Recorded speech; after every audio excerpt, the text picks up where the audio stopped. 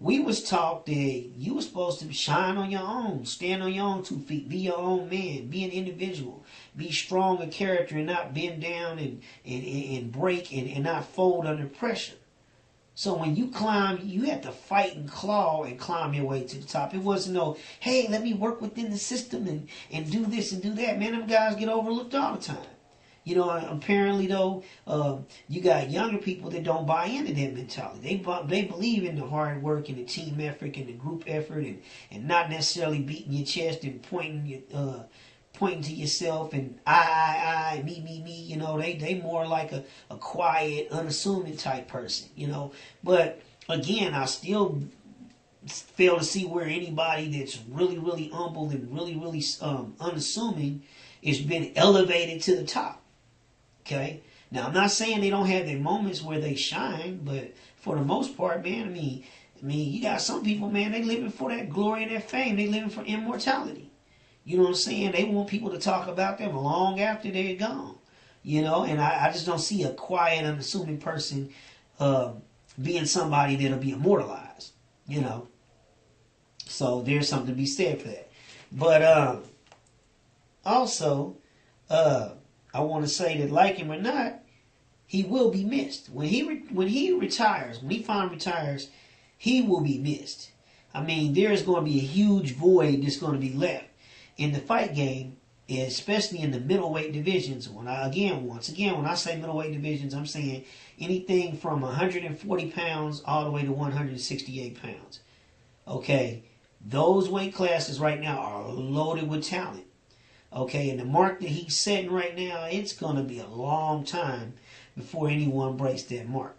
You know, you got a few guys that's got 25, 30-something wins and undefeated and things like that, man. But trust me, it's too much heat out here for these guys to sit here and think that they going to run the tables and emerge from all these tough fighters and all these tough fights that they going to have to really establish themselves as the new king of the hill. So I really don't see it happening. You know what I'm saying? But here's the one thing they're gonna do. Even though they hate this guy so much, they're gonna try and set somebody else up after he retires to be the new him. You know, which is kind of a hypocritical move. Because at the end of the day, man, you know, you're going to set somebody else up to be a new him, but you couldn't stand him. So you're going to just try to totally erase out what he's done and recreate a person and mold him in an image that you feel you can deal with. Instead of just saying, well, this guy was the champ and he did accomplish these things. Love him or hate him, he carved out his own thing and he set a standard of excellence that's going to be a long time before somebody breaks that. I don't even know if the culture is even there for him to do it. I think it'll happen, but like I said, 20 years from now, I don't see it happening in the next 3 to 5 years. Okay? Moving on. A huge void will be left when he retires.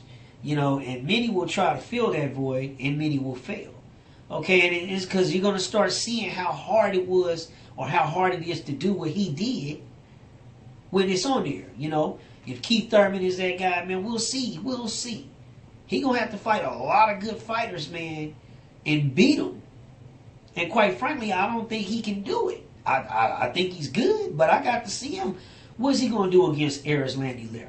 What's he going to do against Lamont Peterson? What's he going to do against Sean Porter? What's he going to do against Amir Khan or Errol Spence Jr., especially if he fights Errol Spence Jr. like next year, when Errol Spence has like 6 more fights under his belt and is that much more experienced. You know, maybe right now, if he gets him in before this year's out, yeah. But you talking about this time next year and dude will have maybe 6, 7 more fights? Hey, man, I don't know.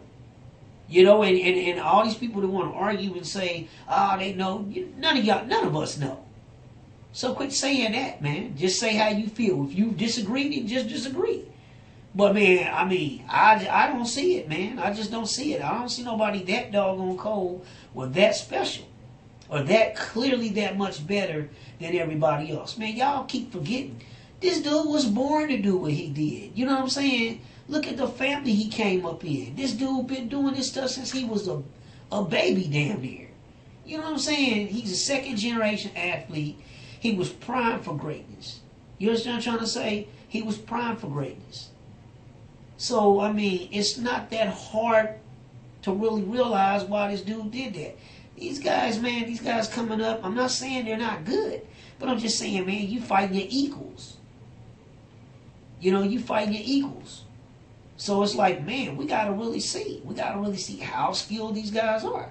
And they are skilled, but I just don't think they're on that same level. And I'm telling you, when it's similar to the Michael Jordan thing. Only difference with the Floyd Mayweather and the Michael Jordan is Michael Jordan was loved when he retired.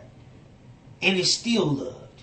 You understand what I'm trying to say? But at the end of the day, man, you know, all these guys coming in the league now is trying to accept that mantle of leadership to say that I'm going to be the next Jordan, or I'm going to take it to a level higher than Jordan. And then when they start getting here and seeing how hard it is, then everybody want to cry foul and stuff. And you almost feel sorry for them until you remember, no, you signed up for that. You know what I'm saying? Like LeBron James. At the end of the day, man, when he was still with Miami that last year and they was getting whooped by San Antonio I think it was like Game 6. There was a part in the game when he was sitting down. Him and Wade was on the bench, man, and he took his towel, man, and put it up over his face, and you could tell he was whispering to Dwayne Wade, talking to him about whatever he had to talk about. And I almost felt sorry for the guy because I was like, dang, man, you know what I'm saying? You're that closely watched to where you have to cover your mouth to say whatever you're trying to say, because they'll sit there and put the camera on your mouth and try to interpret what you were saying, and it'll be all in the news and all in the media before the game is even over.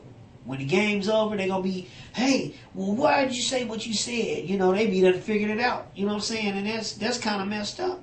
But then I remember, man, this dude signed up for this stuff and said, yeah, I'm going to do this and that, when he took that $90 million contract, man, with Nike.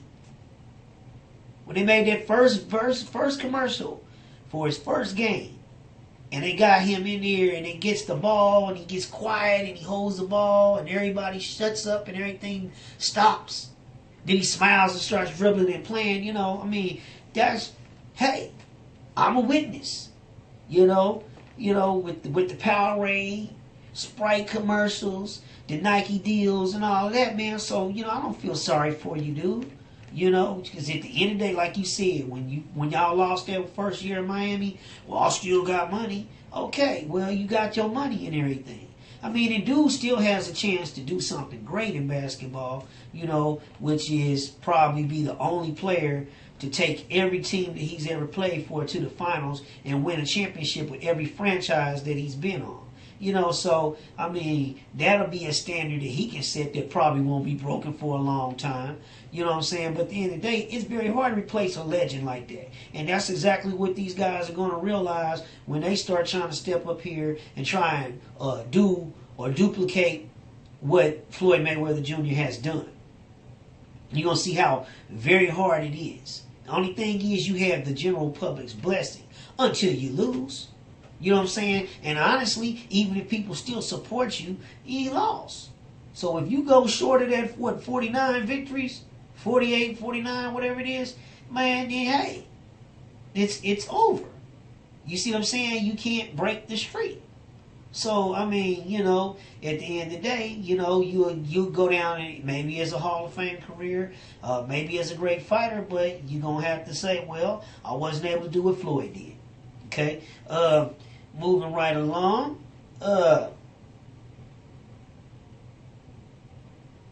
You can't hide the truth. A 20-year vet in the game but don't get the respect. You know, at the end of the day, you either going to respect him now while he's still fighting, or you're going to respect him when he leaves the game. You understand what I'm trying to say? So take your pick. Okay? And it's probably going to be later on.